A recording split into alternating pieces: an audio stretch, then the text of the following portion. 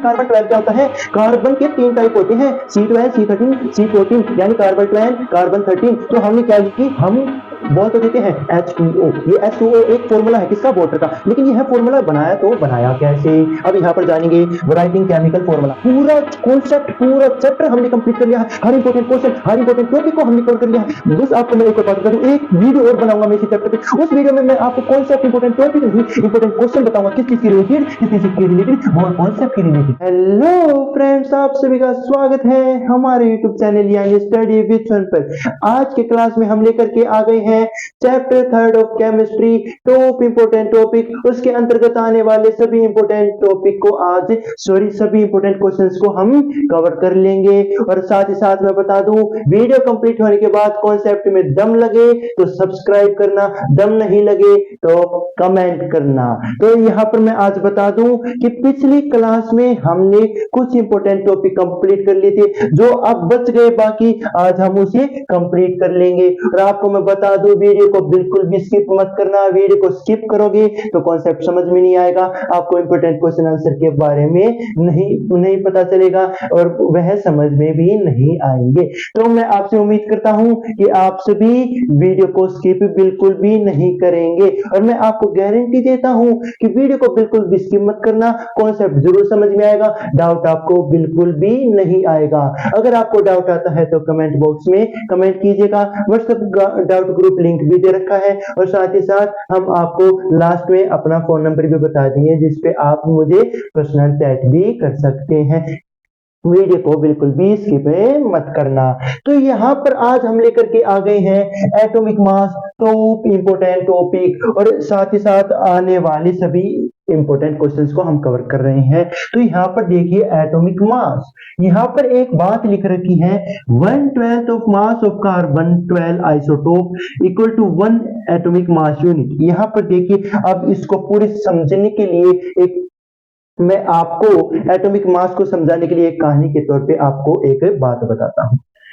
यहाँ पर देखिए, मैं इस कहानी को अपने ऊपर लेके बताता हूं ताकि आपको बिल्कुल और ज्यादा से ज्यादा अच्छी तरह आपको समझ में आएगी। तो यहाँ पर देखिए, मेरी एक दुकान है, मैं अपनी दुकान पे केले, सेब और तरबूज रखता हूँ। लेकिन मुझे सेब और केले का जो मास है, जो वजन है, नहीं पता है। लेकिन मुझे जो तरबूज का मास है वो पता है। जो तरबूज के अंदर मास है वो कितना है? 12 किलो है, यानी 12 केजी मास है किसके अंदर? वाटरमेलन के अंदर। लेकिन मुझे सेब और केले का मास नहीं पता है। तो अब मैं कैसे निकालूंगा सेब और केले का मास? मैं कैसे निकालूंगा कि जो 12 किलो का तरबूज है उसे मैं 12 पीसों में बांट दूंगा और 12 भागों में बांट दूंगा। तो हर एक भाग में कितना आ जाएगा? 1 किलो। अब 1 किलो को, अब उस 1 किलो के द्वारा मैं निकालूंगा सेब का और केले का मास, और फिर मैं अपनी कमाई शुरू करूंगा, अपना जो फल फ्रूट है उसे बेचने लग जाऊंगा। तो यहाँ पर देखिए, मैंने क्या किया, तराजू लिया।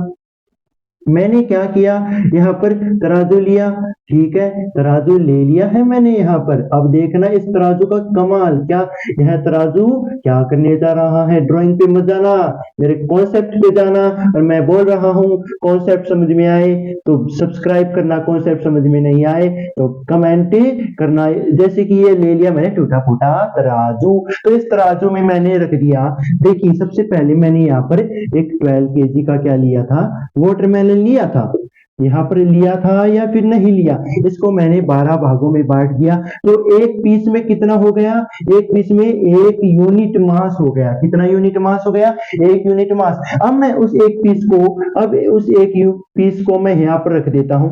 अब एक उस पीस को मैं यहाँ पर रख देता हूँ और इसके ठीक अपोजिट में यहाँ पर एक सेब रख देता हूँ। यहाँ पर मैंने क्या रख दिया? एक सेब रख दिया। तो यहाँ पर मैंने देखा कि है, जब तराजू क्या होता है, जब एक समान हो जाते तो दोनों तराजू दोनों तरफ से क्या हो जाते? एक जैसे हो जाते, यानी एक जैसे हो जाते, यानी दोनों में जो वेट है, जो मास है, सेम है। लेकिन यहाँ पर जो मास है वे सेम नहीं है, क्योंकि जो सेब था वे नीचे की तरफ जा रहा था और जो तरबूज है वे ऊपर की तरफ था। तो यहाँ पर थोड़ा इमेजिन कीजिएगा, आप सभी ने देख रखा होगा ऐसा। तो यहाँ पर देखिए, मैंने क्या किया, एक पीस और रख दिया। यह मैंने क्या किया, एक पीस और रख दिया, यानी मैंने यहाँ पर 2 किलो रख दिया। अब क्या हुआ, ये इक्वल हो गया। अब ये दोनों क्या हो गए? इक्वल हो गए। यानी मुझे इससे पता चला कि 2 पीस लगे, एक पीस में कितना था वेट? 1 केजी। कितना था? 1 केजी, ठीक है। और लेकिन मेरे पीस कितने लगे, 2 पीस लगे। किसको इक्वल बनाने के लिए, शेप को। इससे पता चला कि शेप के अंदर भी 2 किलो मास है। ठीक इसके अपोजिट अब मैं ले लेता हूं, जो केला है वे ले लिया, केला ले लिया। यहाँ पर मैं ड्राइंग थोड़ी अच्छी नहीं है, केला क्या है मैंने ले लिया। तो यहाँ पर एक केले को इक्वल बनाने के लिए मेरा एक पीस लगा। और एक पीस में कितना था, तरबूज के एक पीस में 1 किलो मास था। तो 1 किलो मास लगा, तो जो बनाना था वो भी कितना है, 1 केजी। ठीक इसी प्रकार हम एटॉमिक मास का कॉन्सेप्ट समझेंगे। इस जो ये 12 किलो का तरबूज है ना, इसकी जगह मैं ले लेता हूं, इसकी जगह मैं ले लेता हूं कार्बन। कार्बन कौन सा, कार्बन C12। ये C12 क्या होता है भाई, कार्बन 12 क्या होता है, कार्बन के 3 टाइप होते हैं, C12, C13, C14, यानी कार्बन 12, कार्बन 13। तो हमने क्या लिया, हमने स्टैंडर्ड वेट में ले लिया। जैसे कि स्टैंडर्ड वेट में मैंने यहाँ पर लिया था वाटरमेलन, तो ठीक इसी प्रकार यहाँ पर ले लेते हैं हम स्टैंडर्ड वेट में कार्बन। ठीक है, क्या ले लिया हमने, कार्बन ले लिया। ठीक है, इस कार्बन के अंदर कितना मास है, 12 यूनिट। जिस प्रकार हम अपने मास को नापने के लिए केजी लिखते हैं, यूनिट, तो ठीक इसी प्रकार हम साइंस में एटम के मास को हम लिखेंगे, एटम के मास को हम लिखेंगे यूनिट, यानी यू से हमें उसे डिनोट करेंगे। जैसे हम केजी में लिखते हैं, ठीक इसी प्रकार हम उसे लिखेंगे यू में। अब आप सभी यहाँ पर देखिए, अब आप सभी यहाँ पर देखिए, अब आप सभी यहाँ पर देखिए, मैं एक काम करता हूं कि जो मैंने, जैसे कि मैंने ये 12 पीसों में बांटा था, तो अब इसको मैं फिर से 12 पीस में बांट देता हूं। किसको, अब ये कार्बन है, अब ये वाटरमेलन है, अब ये वाटरमेलन नहीं है, अब ये क्या है, ये कार्बन 12 है। अब मैं इसको 12 पीसों में क्या कर देता हूं, बांट देता हूं। तो जो हर एक पीस में कितना यूनिट होगा, हर एक पीस में कितना यूनिट होगा, 1 यूनिट होगा। तो एक उस यूनिट को मैं कंपेयर करता हूं हाइड्रोजन से, एक यूनिट को मैं कंपेयर करता हूं हाइड्रोजन से। उस एक हाइड्रोजन में कितना होगा, अब मैंने जब कंपेयर किया ना, तो जब क्या हुआ, जो C12 का एक यूनिट लगी, वे हाइड्रोजन में भी क्या थी, 1 यूनिट। मतलब कि जब मैंने हाइड्रोजन और कार्बन C12 का 1 यूनिट यानी 1 पीस कंपेयर किया, तो ये क्या हुआ, इक्वल हो गए। यानी जो हाइड्रोजन का मास है क्या है, 1। यानी इसको एक यहां से समझते हैं, यहाँ पे मैंने कार्बन 12 का 1 पीस रख दिया, यहाँ पे एक हाइड्रोजन रख दिया, तो 1 किलो था इसमें। और जब ये इसको रखा यहाँ पर हाइड्रोजन को, तो जो ये क्या हो गए, इक्वल हो गए। यानी जो हाइड्रोजन है वे 1 यूनिट मास का है। और ठीक है, अब यहाँ पर कार्बन, अब एक और एग्जांपल ले लेते, कार्बन निकालने के लिए यहाँ पर 12 पीस लगी, सॉरी कार्बन का तो हमने ले रखा भाई, कार्बन का तो हमने ले रखा है। अब ऑक्सीजन का निकालने के लिए हमारे 16 पीस लगे, 16 पीस लगे, यानी ऑक्सीजन में 16 यूनिट मास है। तो कुछ समझ में आया कि एटॉमिक मास से क्या बोल रखा है भाई, 12 पीस कर दिए, हर एक पीस को कंपेयर किया दूसरे से, क्या अभी है कंपेयर होके इक्वल हो रहा है, इक्वल हो रहा है, तो उसका हमें मास पता चल गया। नहीं इक्वल हो रहा है तो एक और बढ़ा देंगे, एक और बढ़ा देंगे, ऐसे बढ़ाते बढ़ाते जब तक वह इक्वल नहीं हो जाता, उसे हम उसी पीस को हम, उसी यूनिट को हम लगातार इनमें रख देते हैं, जिसे जब तक ये इक्वल नहीं होगा तब तक हम ऐसे निकाले जाएंगे सभी का मास। अब इसके बाद आता है एक कॉन्सेप्ट, अब इसके बाद आता है एक कॉन्सेप्ट आयंस। आयंस क्या होता है, compose of metal and non metal and contain charge species. अब यहाँ पर देखिए, आयंस उन्हें बोला गया है जो मेटल से भी और नॉन मेटल से दोनों से बने हुए हो, जो मेटल नॉन मेटल दोनों से बने हुए हो, और क्या कंटेन करते हो, कंटेन चार्ज स्पीशीज। जो ये चार्ज स्पीशीज कंटेन कर रहे हैं ना, इसी चार्ज स्पीशीज को बोला गया है आयंस। इन चार्ज स्पीशीज को बोलते हैं हम आयंस। यहाँ पर मैंने शॉर्ट स्टेटमेंट लिख रखी है, बाकी आप देख लेना। अब यहाँ पर देखिए, आयंस को 2 भागों में डिवाइड कर दिया गया, एक कैटाइन में तो दूसरा एनाइन में। अब देखिए चार स्पीशीज यही है, ठीक है, कैटाइन एनाइन ये 4 स्पीशीज। अब देखिए यहाँ पर जो कैटाइन है वे हमेशा पॉजिटिव चार्ज पार्टिकल होता है और जो एनाइन है भी नेगेटिव चार्ज होता है। अब यहाँ पर आपको क्या देखना है, मैंने तो बोला था जो compose of metal non metal, metal और नॉन मेटल दोनों चीज से बना हुआ होता है। तो यहाँ पर एग्जांपल ले लेते हैं NaCl, जो हमेशा आगे होगा वो होगा हमेशा मेटल और जो पीछे होगा वो होगा हमेशा नॉन मेटल। और जो नॉन मेटल होते हैं वे क्या होते हैं, एनाइन, और जो मेटल होते हैं वे क्या होते हैं, कैटाइन। और जो कैटाइन पे कौन सा साइन आएगा फिर पॉजिटिव, और एनाइन पे कौन सा साइन आएगा फिर माइनस का। आपको यहाँ पर बात याद रखनी है, मेटल आगे आएगा और जो नॉन मेटल है उसे पीछे लिखेंगे। और जो मेटल पे कौन सा साइन आता है, पॉजिटिव साइन। पॉजिटिव साइन वाले को बोलते हैं कैटाइन और नेगेटिव साइन वाले को बोलते हैं एनाइन। ये पॉजिटिव है तो ये नेगेटिव है, क्यों है ये पॉजिटिव, क्योंकि ये मेटल है और पीछे लिखा जाएगा नॉन मेटल। अब बात करते हैं हम कि हम बोल तो देते हैं H2O, ये H2O एक फॉर्मूला है किसका, वाटर का, लेकिन यह फॉर्मूला बनाया कैसे। अब यहाँ पर जानेंगे राइटिंग केमिकल फॉर्मूला। हमें दो चीजों का बारे में पता होना चाहिए भाई, एक सिंबल के बारे में, एक वैलेंसी के बारे में। अब यहाँ पर आप बोलोगे सिंबल तो ठीक है हम याद कर लेंगे, लेकिन वैलेंसी को कैसे याद करें। वैलेंसी की ट्रिक मैंने पहले से ही अपलोड कर रखी है, मैं डिस्क्रिप्शन में लिंक दे दूंगा, आप वहां से देख लेना, बहुत ही आसान ट्रिक है। अब यहाँ पर देखिए सिंबल और वैलेंसी, है दो चीज आप अपने दिमाग में बिठा लो, सिंबल और वैलेंसी, ये दो चीज याद होगी तो फॉर्मूला अपने आप बन जाएगा। यहाँ पर तीन प्रकार के फॉर्मूले हैं और तीनों अलग अलग तरह के। मैग्नीशियम क्लोराइड, अब यहाँ पर देखिए सबसे पहले लिखेंगे हम सिंबल, फिर बाद में लिखेंगे हम वैलेंसी, फिर लिखेंगे हम तीसरे पे फॉर्मूला। इन दोनों का बाद प्रोसेस होने के बाद क्या बनता है, फॉर्मूला। अब यहाँ पर देखिए सिंबल, मैग्नीशियम का सिंबल क्या है Mg, क्लोराइड का सिंबल क्या है Cl, और जो मैग्नीशियम की वैलेंसी है वे है +2 और क्लोराइड की जो वैलेंसी है वे क्या है -1। अब यहाँ पर हम कर देंगे क्रॉस मल्टीप्लेक्शन। अब यहाँ पर क्या करना है, क्रॉस मल्टीप्लेक्शन।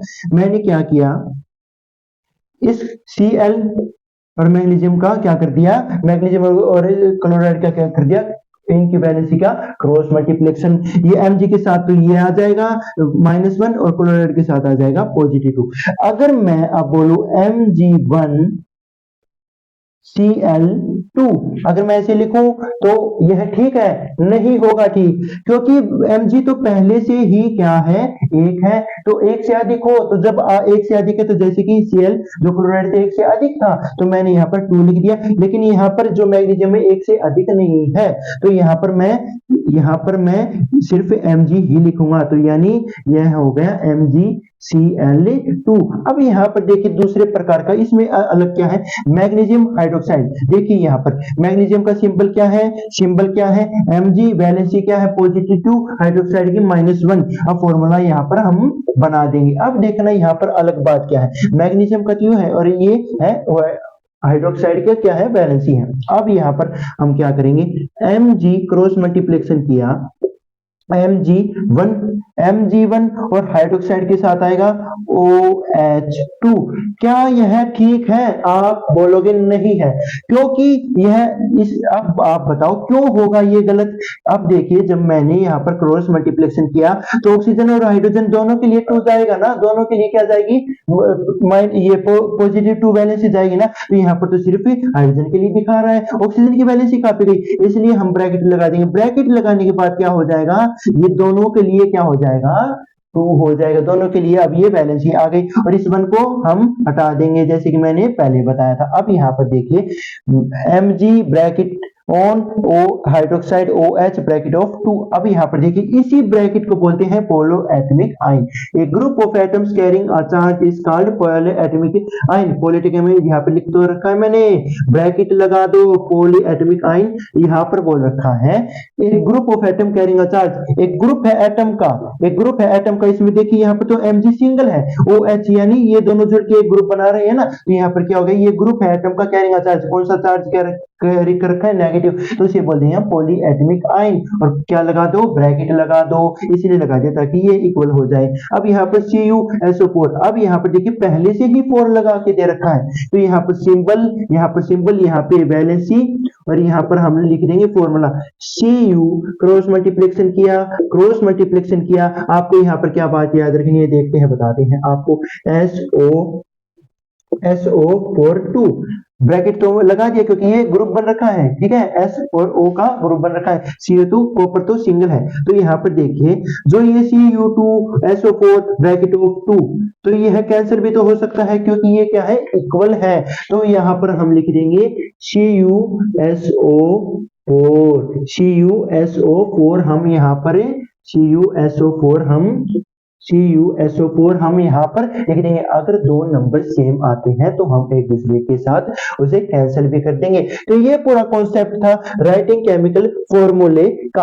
अब हम बात करेंगे मोल कॉन्सेप्ट की, और मोल कॉन्सेप्ट के अंतर्गत आने वाले मॉलिक्यूलर मास की। तो एक बार मैं बोर्ड को इरेज कर दूं ताकि अगले टॉपिक पे हम चल पड़े।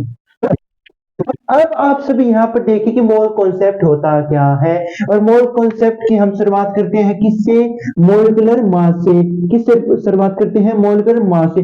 जिस प्रकार हम जब एटम के मास की बात करते हैं तो क्या आता है, एटॉमिक मास। जब हम मॉलिक्यूल के मास की बात करेंगे तो क्या आएगा, मॉलिक्यूलर मास। देखिए मॉलिक्यूलर मास यानी मोल का जो मास है कैसे निकाला जाएगा, मॉलिक्यूल का मास यानी H2O, यानी ग्रुप ऑफ एटम को क्या बोलते हैं, मॉलिक्यूल बोलते हैं। तो ये क्या है, H2O एक मॉलिक्यूल है। अब इसका मास कैसे निकालेंगे, अब इसको एक उदाहरण के सहित हम समझेंगे। देखिए यहाँ पर मैं आपको बता दूं, मैं इस उदाहरण को अपने ऊपर लेता हूं। देखिए यहाँ पर मैं एक हूं और जो मेरा मास है उसके साथ मेरी मल्टीप्लाई कर दो, ठीक है। अगर मैं 2 हूं तो मेरे साथ, अगर मैं 2 हूं तो जो मेरा मास है एक की जगह 2 आ जाएगा, और जो मेरा मास है उसके साथ क्या कर दो, मल्टीप्लाई कर दो, ठीक है। ये वही तरीका इसमें यूज करना है।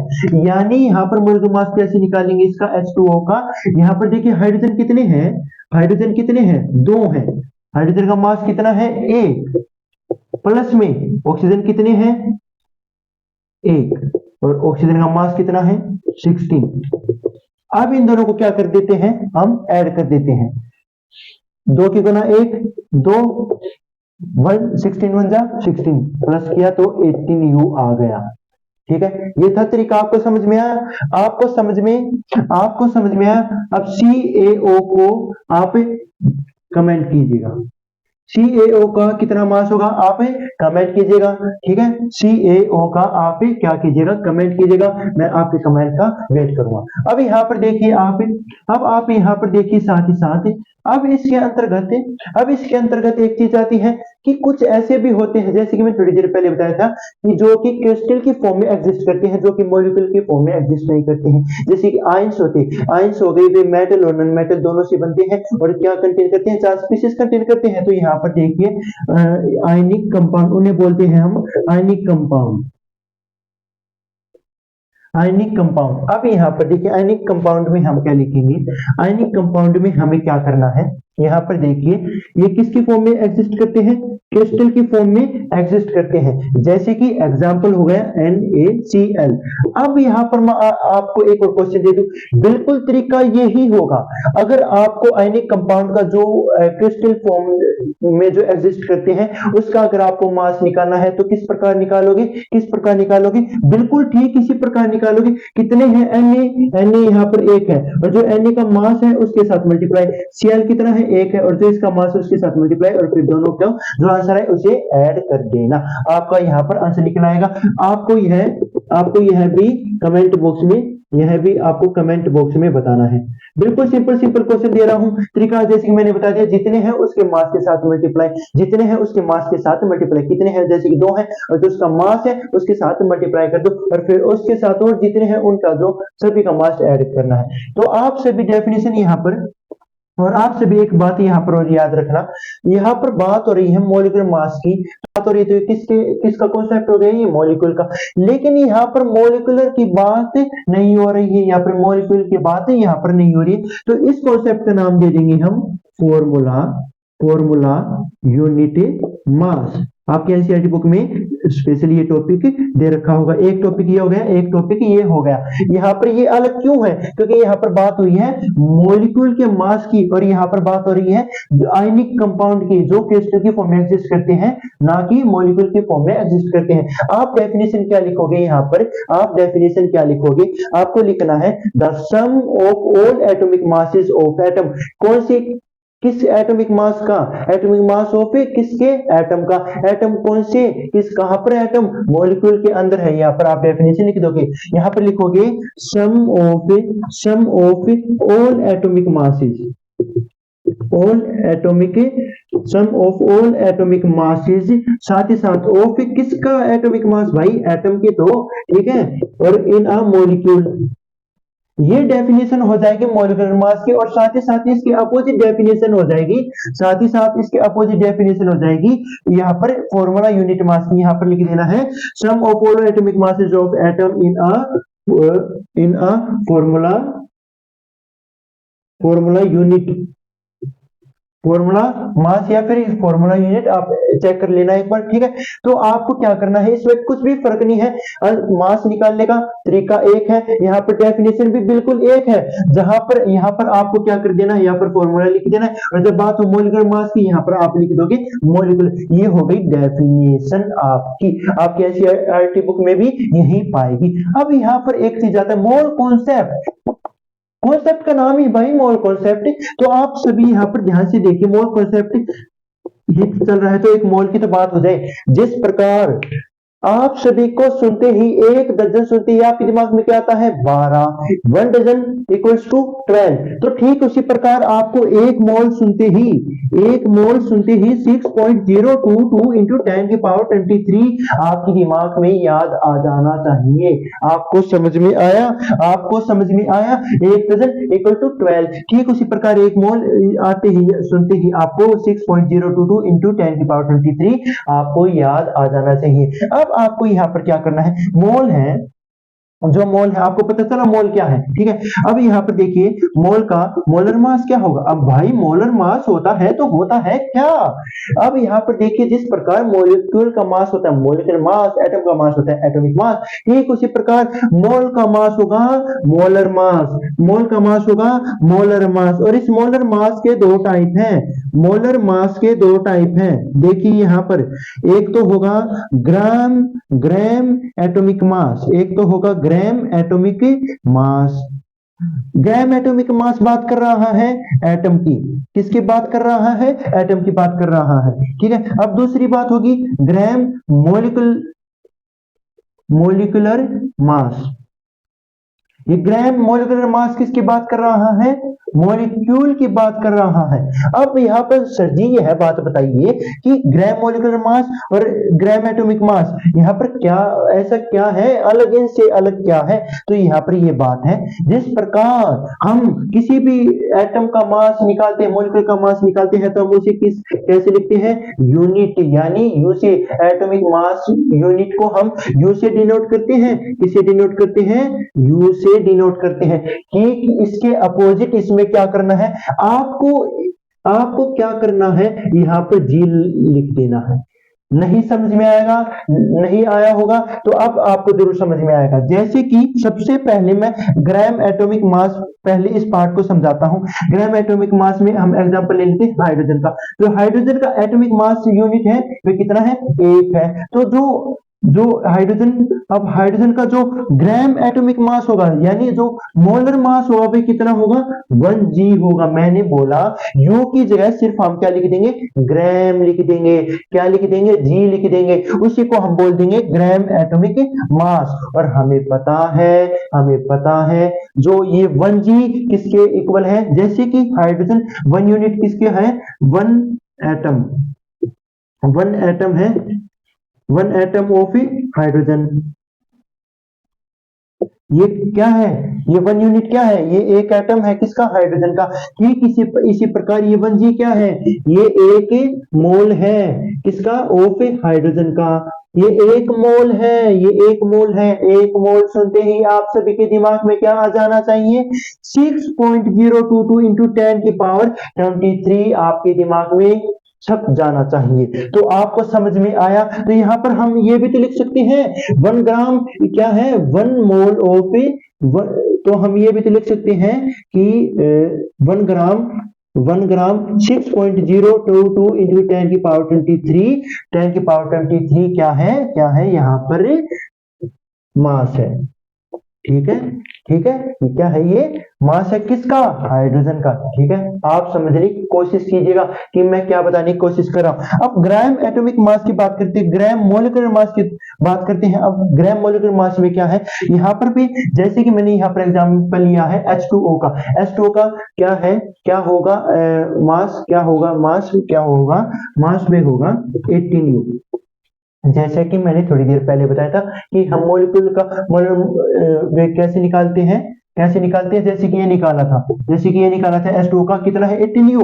18U की जगह हम लिख देंगे 18G। कब लिख देंगे, जब मोलर मास की बात होने लग रही है, तो मोलर मास की बात होने लग रही है। तो आपको डिफरेंस समझ में आया कि क्या मैं बताने की कोशिश कर रहा हूं।